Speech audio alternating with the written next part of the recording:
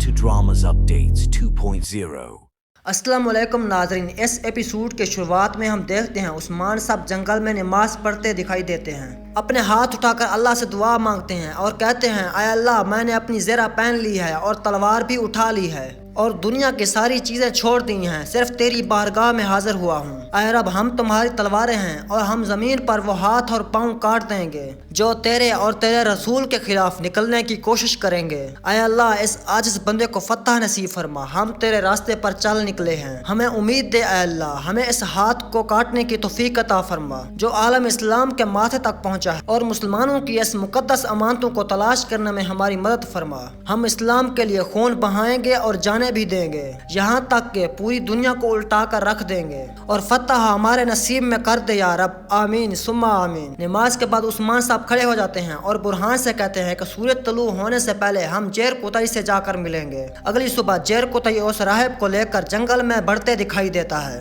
फिर अचानक से दो तीर जेर कुतई के रास्ते में आ लगते हैं, जिनको देखकर जेर कुतई अपने सिपाहियों को कहता है कि राहिब की हिफाजत की जाए। फिर इसी लम्हे में संजार अपने सिपाहियों के साथ जेर कुतई के काफिले को घेर लेता है और कहता है कि जेर कुतई, इस राहिब को मेरे हवाले कर दो। जेर कुतई उसको कहता है, आप अपने सिपाहियों को मेरे रास्ते से हटा दो वरना बहुत खून खराबा होगा। ये सुनकर संजार अपने सिपाहियों को कहता है कि जाकर उस राहिब को मेरे पास ले आओ। फिर जेर कुतई कहता है, तुम इस तरह से नहीं मानने वाले, तुम्हारे सिपाहियों को अब चोट पहुंचेगी। फिर जेर कुतई अपने सिपाही को ऐसा से कहता है कि ये कुत्ते हमें जाना नहीं देंगे, आप छुपके से उस्मान साहब को जाकर इतला दो, तुम जाओ, मैं इनका ध्यान भटकाता हूँ। ये कहते हुए जेर कुतई अपने सिपाहियों के साथ घोड़े से उतर जाता है और लड़ाई के लिए तैयार हो जाता है। जेर कुतई तलवारों के साथ उनके ऊपर हल्ला बोल देता है और उसका सिपाही पीछे से भागने लगता है। उसको भागते हुए देखकर संजार अपने सिपाहियों को कहता है कि इसको तीर मार दो, तो उसके सिपाही उसको तीर मार देते हैं। तो दो तीर लगने के बावजूद जख्मी हालत में वो उस्मान साहब के पास चला जाता है। उसके बाद जेर कुतई और उसके सिपाहियों की गर्दनों के ऊपर तलवारें तान दी जाती हैं और संजार राहिब को कहता है, सबसे पहले तुम बोलोगे राहिब के अमानतें कहाँ हैं, जल्दी से बता दो।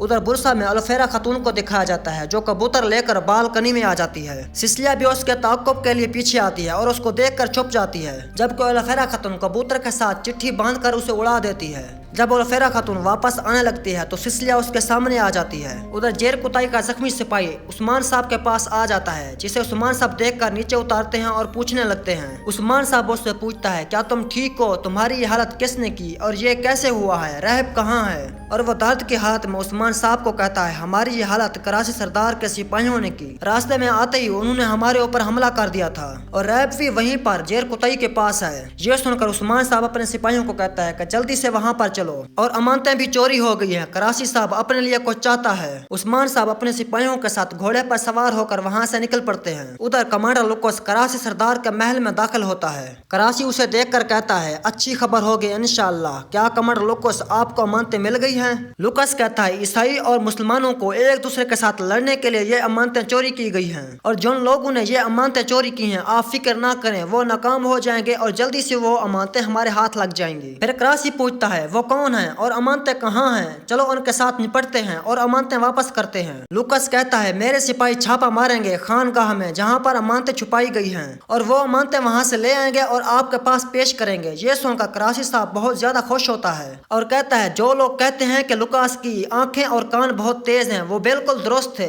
लुकोस कहता है, देखो कराची साहब, ये तुम्हारा और हमारे दरमियान का मसला है, मैं नहीं चाहता उस्मान साहब हमारे दरमियान में आए। कराची कहता है, तुम उस्मान के लिए फिक्रमंद ना हो, उसे रोकने के लिए मैं कोई ना कोई इक़्तिदाम कर लूंगा। कराची की ये बात सुनकर लुकोस कहता है कि सूरज गरूब होने से पहले आपके पास अमानतें पहुंच जाएंगी। ये कहते हुए लुकोस वहां से चला जाता है। उधर जंगल में कराची के सिपाही उस राहिब के ऊपर तशद्दुद करते दिखाई देते हैं। संजार उसे कहता है, आप जल्दी से बताओ वो अमानतें कहाँ हैं ताकि मैं आपका दर्द कम कर सकूं। जेर कुतई उस राहिब को कहता है कि रुक जाओ राहिब, इस बंदे को कभी भी नहीं बताना कि अमानतें कहाँ हैं। संजार जेर कुतई को कहता है, तुम अभी भी इसे रोक रहे हो जबकि हम इसके ऊपर तशद्दुद कर रहे हैं। संजार अपने सिपाहियों को कहता है कि इसकी हड्डियां तोड़ दो। उस राहिब को देखकर कैन मास कहता है कि भाई रुक जाओ, ये तो मर जाएगा। ये कहते हुए संजार का सिपाही कहता है कि हजूर, उस्मान साहब अपने सिपाहियों के साथ यहाँ पर पहुँचने वाले हैं। फिर संजार अपने सिपाहियों को कहता है कि जल्दी से इस राहिब को खोल दो। फिर उसी लम्हे बुरहान साहब का छोड़े हुए तीर इन सिपाहियों को आकर लगते हैं और ये सिपाही वहीं पर ढेर हो जाते हैं। ये देखकर संजार अपना खंजर निकालकर उस राहिब को मार देता है और अपने सिपाहियों को कहता है जंगल की पिछली जानब से भागो।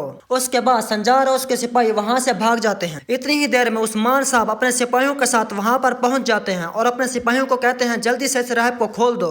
उस्मान साहब उस राहिब को कहता है कि हम अपनी अमानतों की तलाश की खातिर किसी और को दुख और तकलीफ नहीं दे सकते, और अब तुम बताओ जो मुसलमानों की मुकद्दस अमानतें चोरी हो गई हैं वो किसने किया है और तुम किसके साथ मिलकर काम कर रहे हो। तकलीफ में कराते हुए राहिब कहता है खानगाह। उसके बाद उसकी सांसें टूट जाती हैं। फिर उस्मान साहब कहता है जब भेड़िया निकलते हैं गिदड़ भाग जाते हैं और मुझे अमानतें तलाश करने के लिए मौत का सामना करना पड़ेगा तो मैं जरूर करूंगा और मैं ये अमानतें कभी भी काफिरों के लिए नहीं छोड़ूंगा। उसके बाद कई कबीले में उरहान साहब अपने सिपाहियों को कहता है कि गदार कबीले में शरेआम घूम रहे हैं। उन्होंने सरदार के खाने में जहर मिला दी और उसके पोते की पैदाइश होनी थी और गश्त पर जो सिपाही मौजूद थे मैंने अपनी जिंदगी में उनके ऊपर भरोसा किया है और तुम लोग सुकून की नींद सो रहे थे। ये सुनकर एक सिपाही बोलता है कि हजूर सिपाही अभी भी तलाश में हैं। सिपाही की यह बात सुनकर उरहान साहब गुस्से में आ जाते हैं और उनको एक एक थप्पड़ मारना शुरू कर देते हैं और साथ में ये भी कहता है तुम्हें देखना होगा, सुनना होगा और जागना भी होगा और तुम लोगों के लिए ये भी जानना होगा कि गश्त क्या है। गश्त हमारे लिए एक इज्जत है। जो अपने लिए और हमारे लिए इज्जत की हिफाजत नहीं कर सकते उनके लिए यहाँ पर कोई जगह नहीं और तुम सब मेरी नजरों से दफा हो जाओ। ये कहते ही सब सिपाही वहाँ से चले जाते हैं और अलफेरा का वो उड़ता हुआ कबूतर उरहान के पास आ जाता है। उरहान उस चिट्ठी को पढ़ता है, फिर अपने सिपाहियों को कहता है जल्दी से मेरा घोड़ा तैयार करो।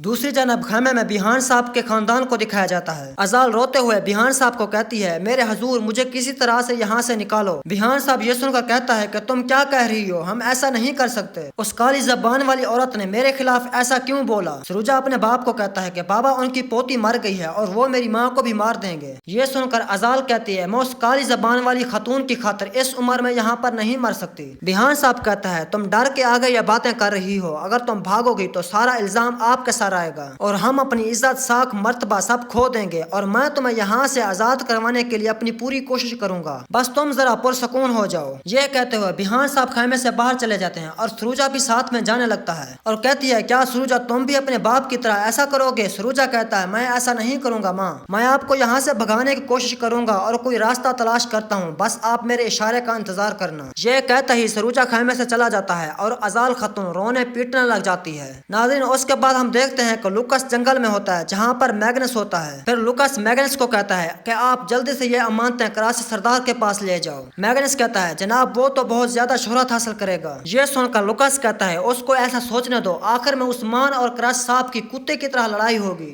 और उनकी लड़ाई के दौरान हम मुकद्दस रूहों को जिंदा करेंगे। इधर कई कबीले के कब्रिस्तान में सब लोग जमा होते हैं। अलाउद्दीन अपनी मरी हुई बेटी को उठाए होता है। गूंजा और अलाउद्दीन बहुत ज्यादा रो रहे होते हैं। फिर अलाउद्दीन कब्र में उतरते हुए कहता है कि मेरी प्यारी बेटी तुम्हारा नाम हैमा है, तुम्हारा नाम हैमा है। अलाउद्दीन उसे कब्र में रखने से पहले गूंजा को देता है। गूंजा ज़ारो कतार रोते हुए अपनी बच्ची से बहुत ज्यादा प्यार करती है और वहाँ पर सब लोगों की आंखें नम हो जाती हैं। जब अलाउद्दीन बच्ची को वापस लेने की कोशिश करता है तो गूंजा कहती है नहीं अलाउद्दीन, नहीं अलाउद्दीन, मेरी बच्ची को मुझसे मत छीने। फिर बाला खतून आगे बढ़ती हैं और गूंजा खतून को हौसला देती हैं। आखिरकार गूंजा खतून बच्ची अलाउद्दीन को दे देती है। फिर अलाउद्दीन अपनी बच्ची के साथ एक मुरझा हुआ फूल भी रख देता है और मट्टी डालना शुरू कर देता है। गूंजा चिल्लाते हुए कहती है कि उन्होंने मेरी बेटी को मुझसे छीन लिया। अलाउद्दीन तुम ये क्या कर रहे हो। बाला खतून भी रोते हुए उसको हौसला देती है। जंगल में उरहान साहब उस्मान साहब से जाकर मिलता है और कहता है मुझे अलफेरा से एक खबर आई है जिसमें यह लिखा है कि मैग्नस किसी अहम काम को सर अंजाम देने जा रहा है और वो ये नहीं जानती कि वो काम क्या है। ये सुनकर उस्मान साहब कहता है कि मैग्नस खानगाह में जा रहा है मुकद्दस अमानतें लेने के लिए और हम लोग भी वहाँ जा रहे हैं और गंजर साहब को खबर भेजो को जल्दी से हमारी मदद के लिए पहुँचे। यह कहते हुए उस्मान साहब वहाँ से रवाना हो जाते हैं। तो नाज़रीन इसके साथ हमारी वीडियो इख्तिताम पर पहुँचती है। अब मिलते हैं अगली वीडियो में। अगर मेरी किस्त आप लोगों को अच्छी लगी है तो मेरे चैनल को सब्सक्राइब कर लें, बेल आइकन को भी प्रेस कर दें।